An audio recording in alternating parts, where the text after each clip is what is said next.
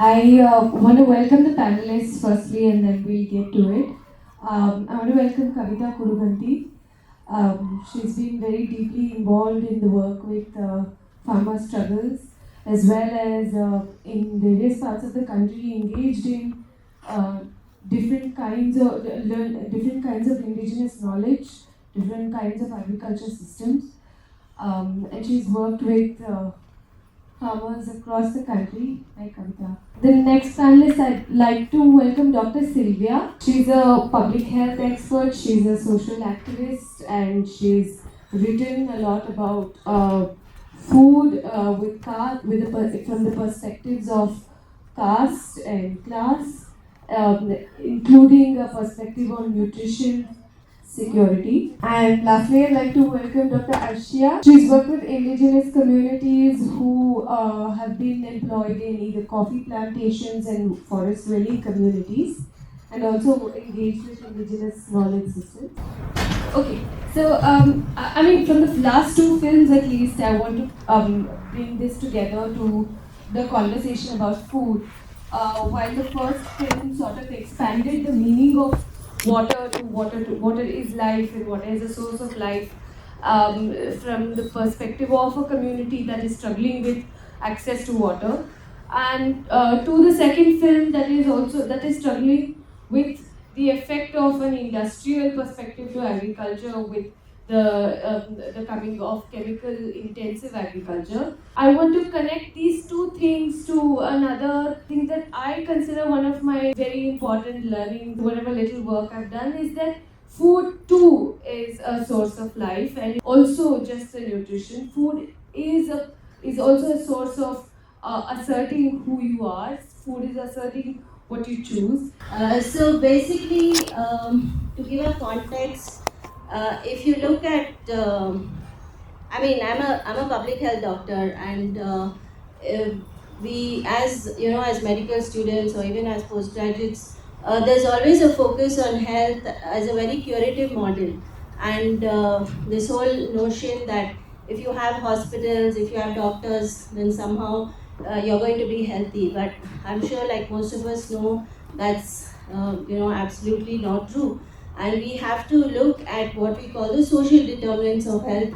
Basically, different things affect both our health outcomes as well as our access to healthcare. And a lot of people even who work in civil society or bureaucrats, there's always a tendency to blame communities. For example, just to put, say, for you, the National Family Health Survey data, it shows that Dalit children or Dalit women have worse health outcomes. They die faster, they're less healthy, they're more malnourished, their maternal deaths are more, children are more likely to be stunted. So the interpretation is often that these people don't care for their children, these people are poor, these people are dirty, and somehow your bad health is your own fault. And that's very overarching in how we view communities. But it's important to understand that very often people work against structure, they work against systems. For example, if you compare livelihoods, for the same work, the same amount of labor, the caste you are in makes a difference. You might be working as hard, but you might be getting less wages or more wages only because of the caste group you belong to. So, in that context, if we look at, say, nutrition, again, caste plays a very important role there. And the data clearly shows that marginalized communities, whether it's Adivasi or Dalit, and certain pockets, like for example, depending on certain occupation groups, like people who engage in manual scavenging or people who are working as laborers, their health outcomes and access and nutritional outcomes is poorer. But I think it's also important for the gaze to shift from the oppressed to why are people being oppressed. It's why are people not having access to basic nutrition. And we have something called the National Food Security Act in India, which came in 2013. It was a very progressive act. and it basically moved health and nutrition from being a kind of a charity model into a very rights-based approach. But mostly the focus is on cereals and at the most millets. Like people think diversity is different colors of rice, but actually that's not diversity.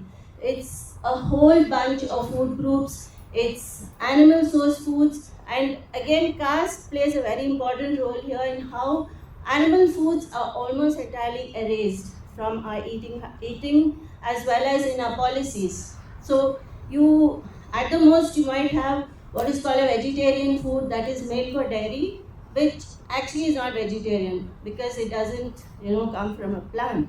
But apart from that, most other foods are criminalized. You have cattle slaughter bans across the country without any consideration of whose livelihoods are affected. It's some of the poorest people. It's the poorest Muslim communities. It's the Dalit communities. Why are these communities been working with leather? It's because of the polluted, tag that is given to leather. But suddenly, that whole livelihood has been, destroyed overnight, and it's a very cheap and nutritious food. But no researcher, no academician, no doctor, no faculty will talk about, say, for example, beef.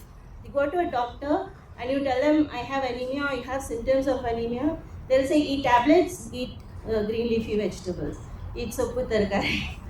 But that's not scientific. It doesn't come from a scientific basis. As doctors, we're taught the best source of iron and most other nutrients is liver. Why are doctors not talking about it? So that's the whole caste perspective, and most of our policies come from that. And the outcomes is what we see in the form of our malnutrition indicators. We have huge malnutrition crisis. In India, we have 65% women who are anemic, which is the biggest cause of preventable nutritional cause of maternal mortality. And we also have children who are stunted, children who are anemic, therefore cannot concentrate in classrooms and labeled as dull and stupid very early in life. And if their caste location is, anyway a community that is being stigmatized and labeled, then we know the outcomes. And similarly, we have multiple nutritional deficiencies. So I think it's important for us, to look at nutrition beyond cereals and millets, and to start opening up the discourse, see what is cultural, see what is traditional. There is a lot of knowledge among communities. Like a lot of families eat liver, but they're not being able to because it's being criminalized. Children, if they take any of these foods to school, they're criminalized. So I think that's to set a context. The term food security at this point of time is actually a bad word. I think for decades now there are several of us who've been talking about both food sovereignty as well as nutrition security. This country has seen large-scale decimation in the name of food security, both of those pockets which have experienced green revolution. We have destroyed those small islands which were oversupplied with a whole lot of, let's say, a certain paraphernalia that was set up, a certain edifice that got created in islands of this country, and those pockets which got neglected. And if I were to, and food security is a term that got used not just to destroy actual food systems of people, but it's a term that's being used for justifying big dams. I can count any number of things that were justified and rationalized in the name of food security. And we even have a situation where that model of food security has actually contributed to what the next panel is going to discuss about, which is climate change. We're part of a forum called Mahila Kisan Adhikar Manch, Makam. And this is a forum that tries to visibilize women farmers from the producer end. Please remember that other than the urban poor, In fact, maybe in absolute numbers, it's still true that the largest number of the poor who are going hungry are actually partaking in the food production processes. They are in rural India, and there are basic structural issues, including caste, gender, and so on, which deny them even rights over resources. But coming specifically to women farmers, I think what we've done in the name of food security is one big health crisis related to toxic chemicals being used in our farming, and it's women who get mostly affected there, both for physiological reasons as well as gendered operations that they have to undertake in farming. Then there is the question of not recognizing the fact that they have that particular vision and that particular skill set as well as knowledge with them, which can actually create an alternative farming world, an alternative food systems. And if I dip back into what I did in a village right after my MA in communication, instead of making films, I rushed to a village and started living there. And I worked with Dalit women farmers, including landless Dalit women farmers. And it's amazing, in each village, this was in the Deccan, in Medar district in Telangana, in each village, people were able to identify women seed savers even if they were landless. And several of them would be landless Dalit women, and they had the skill and the knowledge when they go just to do their wage labor to recognize what's the best seed to be saved across different crops, and then actually save it, and people in the village would fall back on them to take a seed material for the next planting season.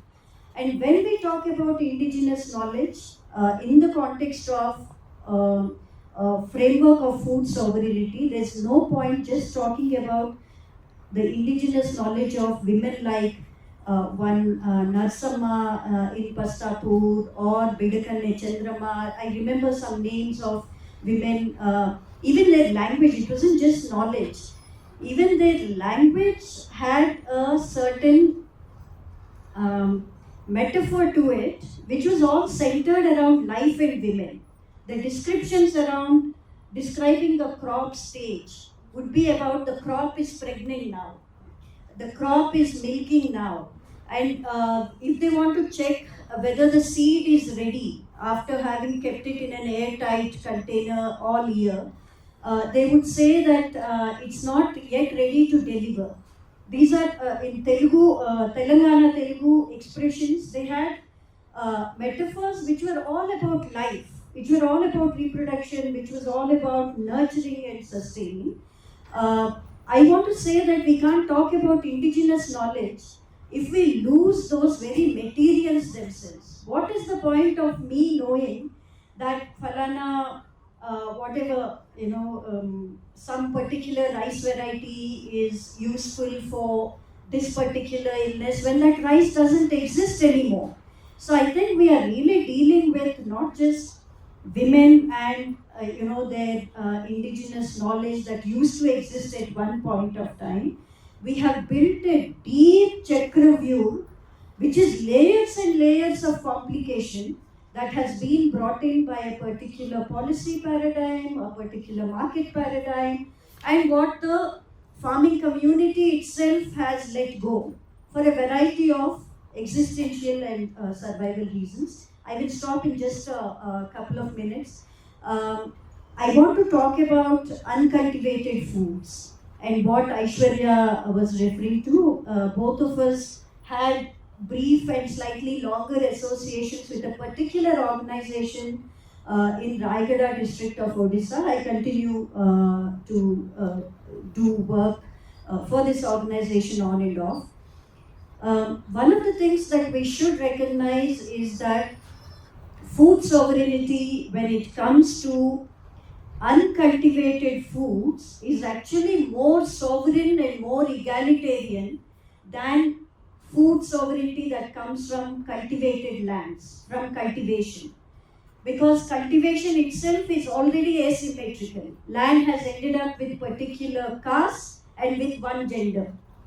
Whereas when you talk about uncultivated foods, especially when you look at forests as food producing habitats, the diversity there is enormous. Associated with that diversity is enormous wealth of indigenous knowledge, and a lot of it is contained with women and girls.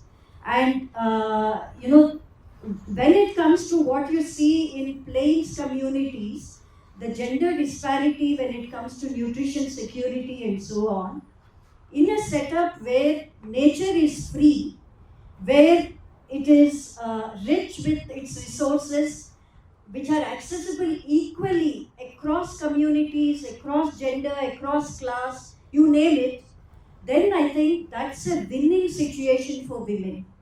And that is where you actually find that women have an equal chance. And even though some surveys will show that Adivasi women also experience alcoholism-led violence quite a bit, like Dalit women, like other communities, you would find that Adivasi women have far fewer stigma and patriarchal norms that are imposed on them related to mobility, related to going and marketing something in the weekly heart, or doing what they want to as groups of women or as even individual women.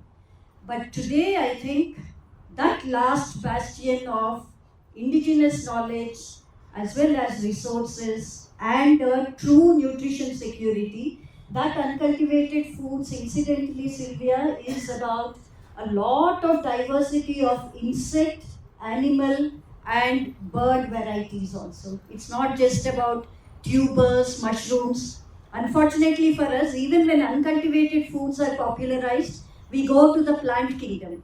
Whereas it's about red ants, it's about rodents, it's about several bird species. So there is a lot of meat sources even there. And I think women have access to it. And this is where I think we need to do our bit about visibilizing women. And that's what we do in Makam and other networks. We want women's identity to come to the fore. Other things will follow. Other things related to their vision for natural farming will also follow. If you start recognizing them as farmers and ask them what do they want out of farming, what do they want out of any paradigm of nutrition security. Very last thing, I don't think from a feminist perspective, we should burden women alone with food security responsibilities of the household or the community. It falls equally on men to start thinking about these things. It's high time they did. In the name of giving that space to women, let's not overburden them with the earth, moon and the sky. Thank you. I've had this really unique privilege of thinking about and drinking coffee for the past 10 years. My both work as an academic and now in the small social conservation enterprise that I run called Black Bazaar Coffee, where we work with smallholder coffee growers on shifting existing farming practices. And so, both Dr. Sylvia and Kavitha, what you mentioned about food being political, but food is also hugely ecological. And for me, coffee is really where the world kind of begins and ends. And so my lens into understanding food, understanding the politics of food, and understanding really the ecosystem, the place and people embeddedness of food is coffee.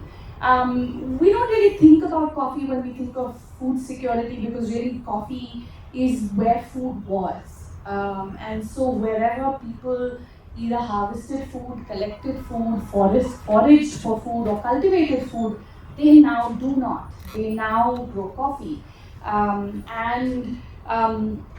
Coffee is, however, one of probably the most valuable commodity food chain across the world, second only to petroleum.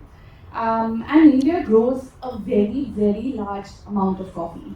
We think coffee is grown by large landholders, when in fact it is not. 83% of coffee cultivated in India is by very, very small and marginal growers, cultivating on half an acre of land.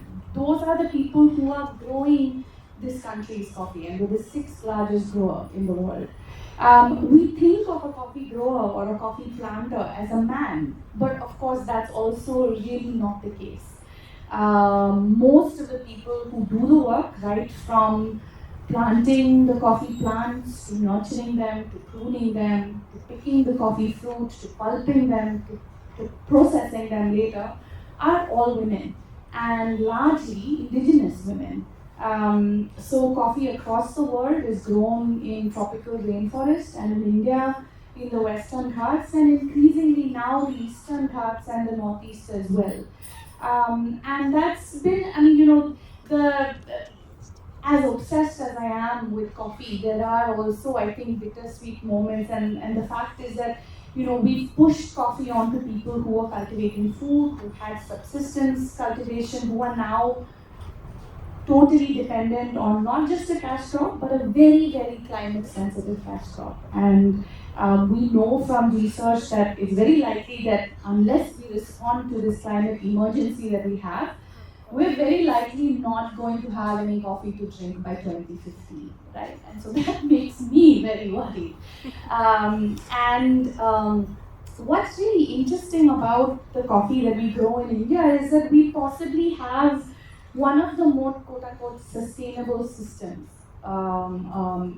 that you might have anywhere in the world. And what I mean by that is that coffee in India is predominantly grown in a way that it was intercropped into the forest, rather than clear felling the forest down and then kind of replanting it with coffee. There are disclaimers. The early colonial planters in India thought that indigenous communities who had small bits of coffee didn't know anything, so there was clear felling done at that point, and then they learned from what indigenous communities were doing with restoring forests, and so replanted the trees back.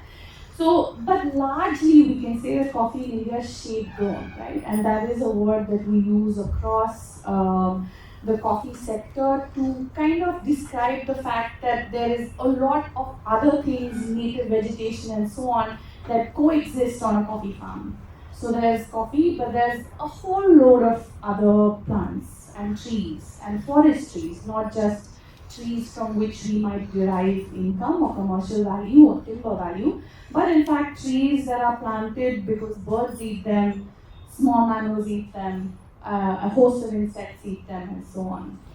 The other really interesting kind of interconnectedness that I find with coffee is that, of course, you wouldn't have coffee if you didn't have certain other creatures on your farm. For example, you wouldn't really have coffee if you didn't have bees.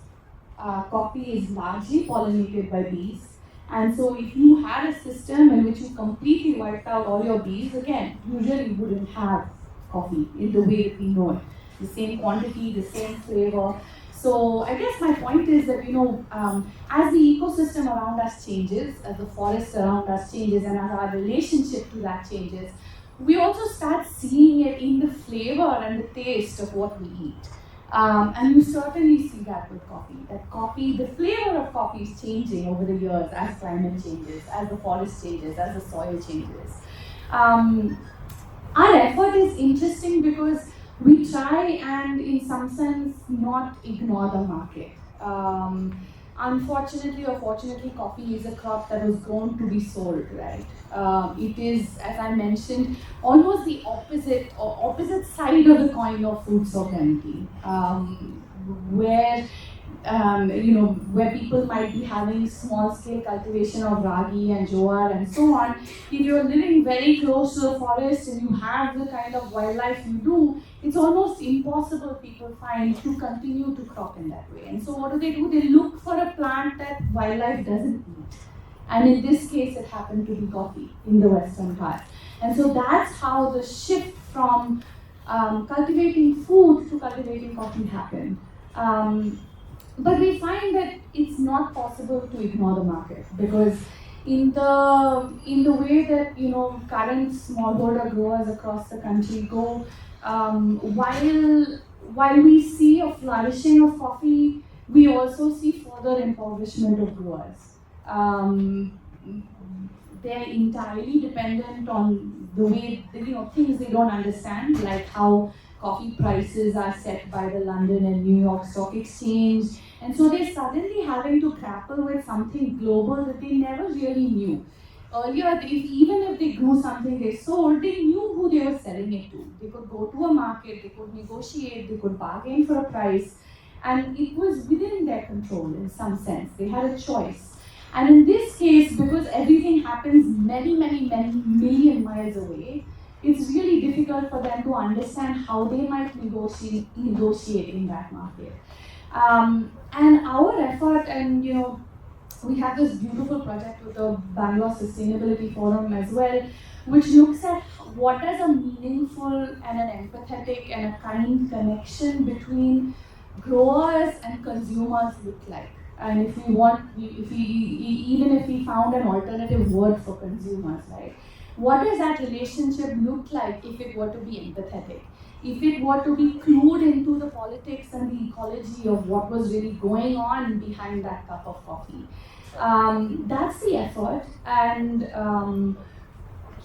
there's a long way to go, I guess. So, yeah. How is the food security in India or in the world? See, basically, food security is very localized in the sense, of course, it depends on different countries, but globally there is a lot of discourse basically to link food and to link climate change, and also to talk about there's not enough food going around. But the whole discourse is being led by corporates. So just as there's the caste discourse in India, there's this whole corporate multinational led discourse across the world, and now there's this push for plant-based food or veganism.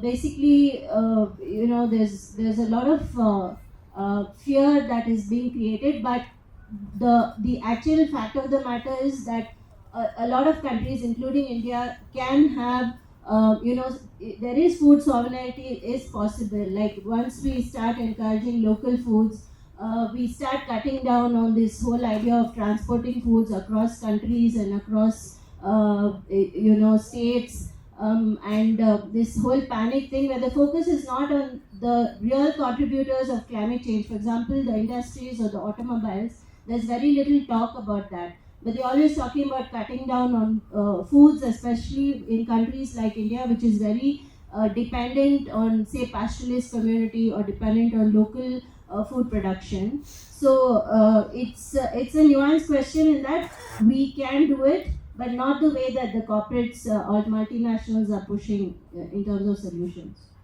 Madam, ಇವಾಗ ಎಲ್ಲ ಕಡೆನೂ ಎಲ್ಲ ಫುಡ್ಸಲ್ಲೂ ರಾಸಾಯನಿಕಗಳ ಮಿಶ್ರಣ ಆಗ್ತಾಯಿದೆ, ಕಲಬೆರಕೆ ಆಗ್ತಾ ಇದೆ ಅಂತ ಗೊತ್ತಾಗ್ತಾ ಇದೆ.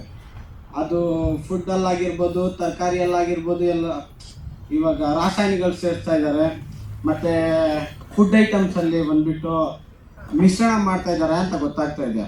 ಏನು ತಿಂದರೂ ಪ್ರಾಬ್ಲಮ್ ಆಗ್ತಾ ಇದೆ. ಅದ್ರ ಬಗ್ಗೆ ಏನು ಹೇಳ್ತೀರಾ ನೀವು?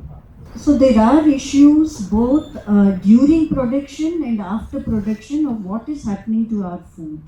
To begin with, do we understand food as only 2-3 items is a problem that we just discussed in the earlier discussion. So where the planet and humankind used to have diverse foods, we have brought it down to a few things which corporations can produce and control. During the production of food, a lot of chemicals are being used, and there's a lot of both what is called as acute problems and long-term problems. Immediately, what farm workers, especially, we are talking again about landless, caste-based community, particular kinds of workers being affected, whether it's Dalit women, whether it is Dalit men, and so on. But after production is this issue of additives and so on, especially after processed foods have taken over our food supply chains. Earlier, we didn't used to consume so much processed food. Now it's processed and packaged in the name of improving shelf life and so on. A lot of additives, a lot of flavors and so on. There's an entire food safety regulator in this country who actually prescribe standards and other things. On the face of it, it looks like they are taking care of dangers from such processed foods, but in effect, they are actually helping corporations make a lot of money out of such processed and ultra processed foods. So the long answer was that.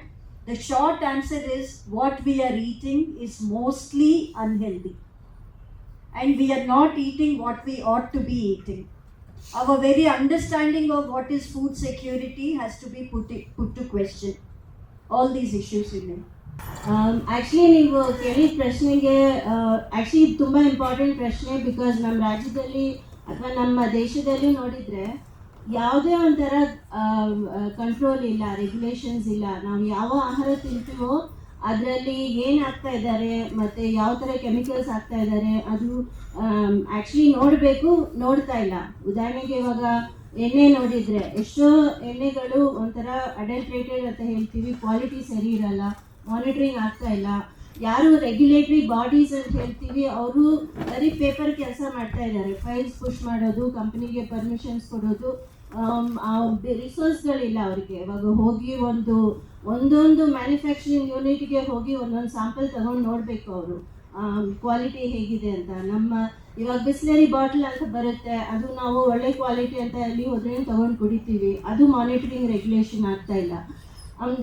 ಇವಾಗ government ಇವಾಗ ನಮ್ಮ ದೇಶದಲ್ಲಿ ಸಿಕ್ಕಾಪಟ್ಟೆ ಅಪೌಷ್ಟಿಕತೆ ಇದೆ.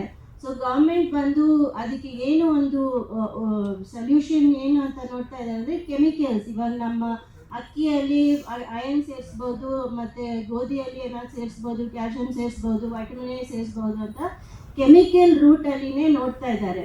ಅದು ಒಂದು ದೊಡ್ಡ ಏನು 3000 ಕೋಟಿ ಬಿಸ್ನೆಸ್ ಅದು.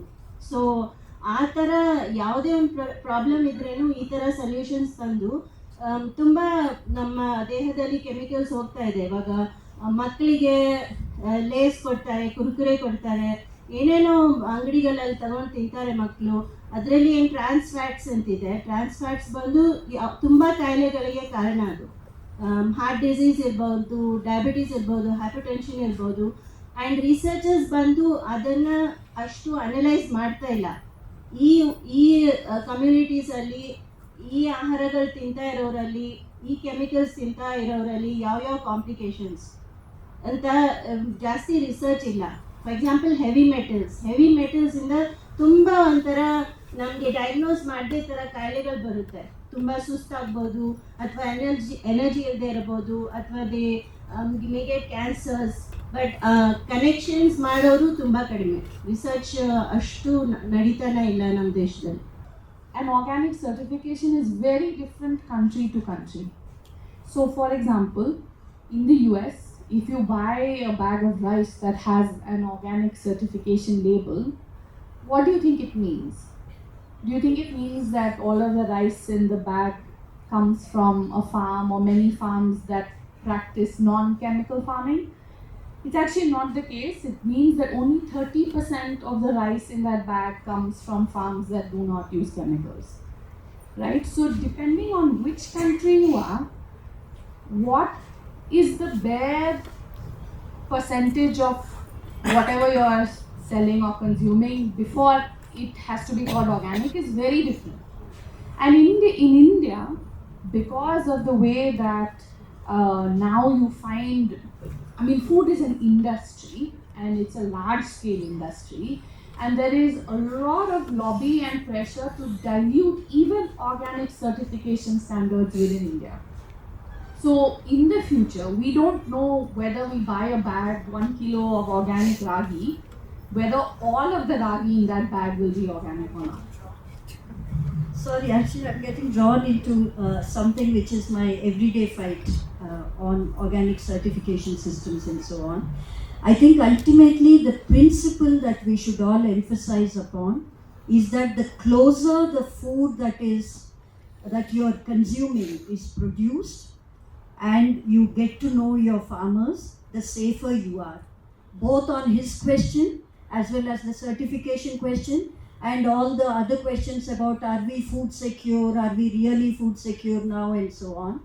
Let's talk about local food miles and localized food systems. That ultimately, as a principle and an approach, holds many solutions for the various small problems that we are discussing. It necessarily means local food systems, necessarily means diverse food systems. It means, culturally acceptable food systems, and not a one-size-fits-all wheat and rice for the entire country kind of food system. Ignoring beef and beef eaters, we can eliminate all the small problems that we are discussing if we emphasize on highly localized food systems, including food systems that deal with structural production and problems of rights over resources. If you are talking about local and diverse, then I also have to mention Akshay Patra, because they are the biggest now providers of food across the country, and they are actually believe in this whole Sattvic model, where they say children who eat animal source foods, basically they it leads to increased karma, like basically lustful thoughts among the children. It leads to losing concentration, and therefore they should have sattvic diets, basically devoid of most of the nutrients that we as doctors provide. And the midday meal, the entire philosophy behind the midday meal is to provide locally diverse foods. Like if a child is used to eating ragi mudde, you have to give that. If the child is used to eating jolata roti, you have to give that. But now what is happening is a very homogenized model.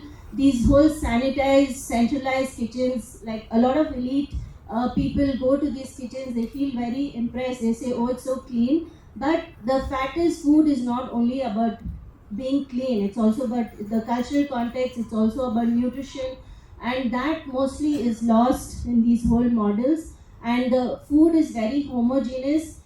We have a lot of communities where the children are not happy with the food. Basically, it's a very bland food. Children who are used to eating onion and garlic, it's not palatable to them. Therefore, in terms of nutritious value and also in terms of quantity, the amount of food that the children are eating is much less, and it goes against all the principles that we've talked about being cultural, about being diverse, about being locally relevant, and more importantly, cooked locally. It's common sense.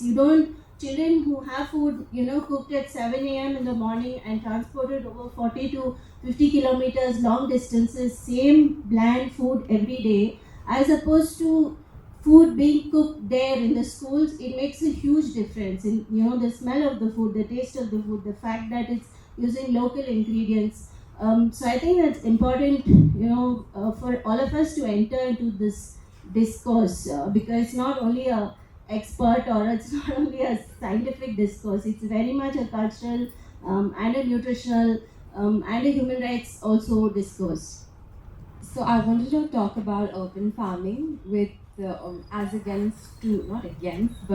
with comparison to the rural or the peri-urban farming that's happening. So urban farming is something which is in the hot topics, and I wanted to know if that is an ethical thing that's happening, because already the farmers in the rural and the peri-urban are not earning as much as they're supposed to. So what are your thoughts about urban farming? Well, urban farming cannot certainly replace what gets produced from farms out there. So that much is clear, even if you've read about Cuba and other countries. I think, with the kind of spaces that are available in urban India, a little bit of vegetable cultivation and so on is a good thing. Because only when urbanites actually realize how difficult, and I'm one of those people who just doesn't have a green finger. The minute I water something, it dies. So when you realize how difficult it is to grow even one tomato, you may get more sympathetic towards your real Annadatas out there. So I personally believe that there's no threat from urban farming. It will take urbanites closer to at least some mind space around food production, and thereby hopefully about food producers, including women farmers. I keep saying that our real Annadatas are actually women farmers, because they put in the hardest, lengths of time, the hardest work in every acre of land, whatever the crop is across India, and they are also cooking the food in the kitchens. They are our true Annadatas, but we hardly think about them. So I will take it back to the theme of this panel discussion, which is about women and the whole film festival itself, of course, women and nature, but women and indigenous knowledge, and women and their knowledge systems, their skill sets, their contributions, which are just not recognized. I think it's time that we talked about those things. My question was about also, tying in what we saw in the morning about women's labor and what you all spoke about in terms of food security. What's actually standing out is this crisis that capitalism itself has presented, and how do we actually get out of this system? I mean, yes, we can talk about localization, but is it really possible? Are there any models that are already there, or is it even possible to get out of this kind of a crisis, which not just capitalism but also like a certain kind of fundamentalism that we are facing with? I think the Punjivad that you're talking about actually ended up displacing women from even some marginal spaces that used to exist.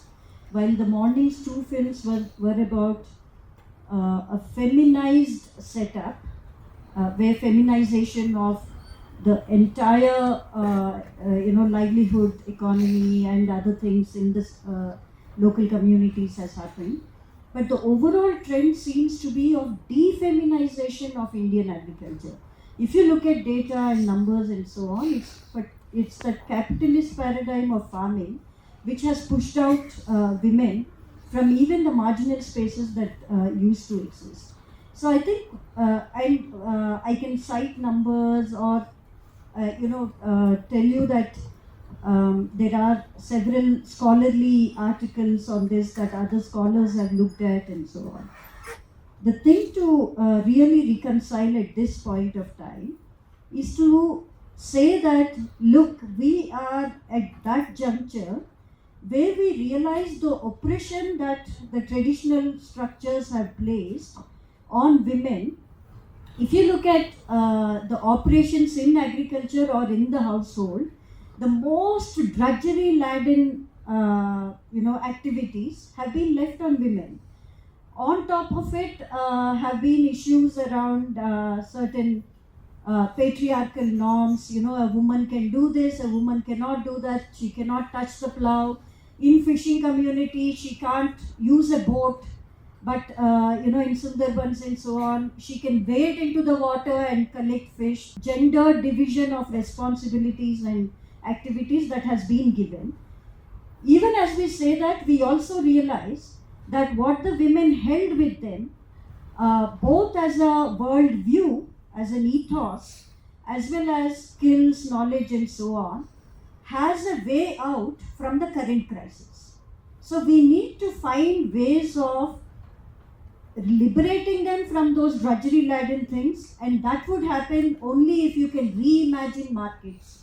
She talked about, consumers who are aware and so on, but it's about an entire market space where the producers are empowered, the consumers are empowered, and in between are millions of small players, not big capital, usurping everything. If you can reimagine the market space, and if you can also address the gendered injustice that has happened to women, starting from lack of recognition of their contribution to no land rights, no rights in general, if you can do all of that, then that would be a good marriage in terms of a way forward. And that includes women farmer FPOs, women's cooperatives, and so on, which I think have the potential to liberate themselves. The agency is there. It's just that we need feminist facilitators. We don't need, do-gooders who say that महिलाएं बहुत care करती है, they are full of love and sharing and caring, therefore let's give this role to them. I think that will not do. Thank you. ಅವ್ರು ಹೇಳಿರೋ ಮಾತಿಗೆ ಸ್ವಲ್ಪ ಸೇರಿಸ್ಬೇಕು. ಜಾನ್ವಿಯವ್ರ ಪ್ರಶ್ನೆ ಬಂದು ಹೆಣ್ಮಕ್ಳ ಪಾತ್ರ ಏನು ಅಂತ. ಆ್ಯಕ್ಚುಲಿ ಇವಾಗ ನಮ್ಮ ದೇಶದಲ್ಲಿ ನಾನು ಆಲ್ರೆಡಿ ಹೇಳಿದ್ದೆ ಸಿಕ್ಕಾಪಟ್ಟೆ ಅಪೌಷ್ಟಿಕತೆ ಇದೆ ಅಂತ. ಇವಾಗ ನಮ್ಮ ನೀತಿಗಳು ಯಾರು ಮಾಡ್ತಾ ಇದ್ದಾರೆ ಅಂದರೆ ತುಂಬ US ಇಂದ ಬಂದಿರೋರು ಅಥವಾ ಹಾರ್ವರ್ಡಲ್ಲಿ ಓದಿರೋರು, ಬಾಸ್ಟನಲ್ಲಿ ಓದಿರೋರು, ತುಂಬ ಸೈಂಟಿಫಿಕ್ ಆಗಿ ಬಂದು ನಾವೇನು ತಿನ್ನಬೇಕು ಅಂತ ಹೇಳೋರು ಅವ್ರನ್ನೆಲ್ಲ ತೆಗೆದು ಬರೀ ನಮ್ಮ ಹಳ್ಳಿಗಳಲ್ಲಿ ನಮ್ಮ ಅಜ್ಜಿಗಳು ಅಥವಾ ನಮ್ಮ ತಾಯಂದಿರು ಅಥವಾ ನಮ್ಮ ದಲಿತ ಸಮುದಾಯಗಳಿರೋ ನಮ್ಮ ಅಜ್ಜಿಗಳು ತಾಯಂದಿರು ಅವ್ರನ್ನ ಕೇಳಿದರೆ ನಮ್ಮ ಆಹಾರ, ನಮ್ಮ ಪೌಷ್ಟಿಕದ ಪರಿಸ್ಥಿತಿ ತುಂಬ ನಾವು ಇಂಪ್ರೂವ್ ಮಾಡ್ಬೋದು. ಉದಾಹರಣೆಗೆ ದಲಿತ ಸಮುದಾಯ ಯಾವಾಗಲೂ ಬಡತನ ಇತ್ತು, ವೇತನ ಕಡಿಮೆ ಇತ್ತು. ಆದ್ರೇನು ಇರೋ ವೇತನದಲ್ಲಿ ಎಷ್ಟು ಚೆನ್ನಾಗಿ ಅವರು ಊಟನ ಪ್ಲ್ಯಾನ್ ಮಾಡ್ತಾರೆ. ಏನಿರಬೇಕು, ಮಕ್ಕಳಿಗೆ ಶಕ್ತಿ ಬರಬೇಕಂದ್ರೆ ಏನು ಹಾಕಬೇಕು, ಯಾವ ಊಟ ಒಳ್ಳೆಯದು, ಅದು ಅವ್ರಿಗೆ ತುಂಬ ಚೆನ್ನಾಗಿ ಗೊತ್ತಿದೆ. ಇವಾಗ ನಾವು ತುಂಬ ಕಡೆ ಸರ್ವೆ ಮಾಡ್ತೀವಿ, ಹೋಗಿ ತಾಯಂದಿರನ್ನ ಕೇಳ್ತೀವಿ ಶಾಲೆಯಲ್ಲಿ ಏನು ಕೊಡಬೇಕು, ಎಲ್ಲರೂ ಹೇಳ್ತಾರೆ ಮೊಟ್ಟೆ ಕೊಡಬೇಕು. ಮೊಟ್ಟೆ ಬಂದು ನಿಮ್ಮ ಮಕ್ಕಳಿಗೆ ಶಾಲೆಯಲ್ಲಿ ಮಧ್ಯಾಹ್ನ ಊಟದ ಜೊತೆ ಅಥವಾ ಅಂಗನವಾಡಿಯಲ್ಲಿ ಕೊಡಿ ಅಂತ ಎಲ್ಲರೂ ಹೇಳ್ತಾರೆ. ಮಕ್ಕಳು ಹೇಳ್ತಾರೆ ನಮಗೆ ಇಷ್ಟ. ಯಾವ ದಿನ ಮೊಟ್ಟೆ ಕೊಡ್ತಾರೋ ಆ ದಿನ ಅಟೆಂಡೆನ್ಸ್ ಜಾಸ್ತಿ ಇರುತ್ತೆ ಶಾಲೆಗಳಲ್ಲಿ. ಬಟ್ ಯಾಕೆ ಕೊಡ್ತಾ ಇಲ್ಲ? ಕರ್ನಾಟಕದಲ್ಲಿ ಕೊಡ್ತೀವಿ ಅಂತ ಹೇಳಿದ್ದಕ್ಕೆ ಎಷ್ಟೋ ಜನ ಹೋರಾಟಕ್ಕೆ ಬಂದು ನಿಂತ್ಕೊಂಡ್ರು. ನೀವು ಶಾಲೆಗಳಲ್ಲಿ ಮೊಟ್ಟೆ ಕೊಡ್ತೀರಾ ಅಂದರೆ ನಾವು ನಮ್ಮ ಮಕ್ಕಳನ್ನ ಶಾಲೆ ಕಳಿಸಲ್ಲ. ಸೊ ಇದು ಯಾವುದೋ ಒಂದು ಸೈಂಟಿಫಿಕ್ ಬೇಸಿಸಲ್ಲಿ ನೀತಿಗಳು ಆಗ್ತಾ ಇಲ್ಲ. ಅದು ನಾವು ವಿರೋಧಿಸಬೇಕು. ಯಾವ ಸೈಂಟಿಸ್ಟ್ ಬೇಕಾಗಿಲ್ಲ, ಯಾವ ದೊಡ್ಡ ದೊಡ್ಡ ದೇಶದಿಂದ ಬಂದು ನಮಗೆ ಏನು ತಿನ್ನಬೇಕು ಅಂತ ಹೇಳೋದು ಬೇಕಾಗಿಲ್ಲ. ನಾವು ಎದ್ದು ನಿಂತ್ಕೋಬೇಕು. ಇದು ನಮ್ಮ ಆಹಾರ, ನಾವು ತುಂಬ ಜನರೇಷನ್ ಆಗಿ ತಿಂತಾ ಇರೋ ಆಹಾರಗಳು. ಆ್ಯಂಡ್ ನಮಗೆ ಅದು ಸೈನ್ಸ್ ಹಂಗೆ ಹೇಳುತ್ತೆ. ಇವಾಗ for example if you take egg has very good quality bioavailability of protein, the best source of protein. So why is it not being given? Children across the country are being denied eggs because there is no scientific basis. It is entirely based on ideology and caste, and that is why a lot of our nutritional issues, so all the very basis of nutrition in the country should be based on science and traditional knowledge. Then I think we would solve most of the problems.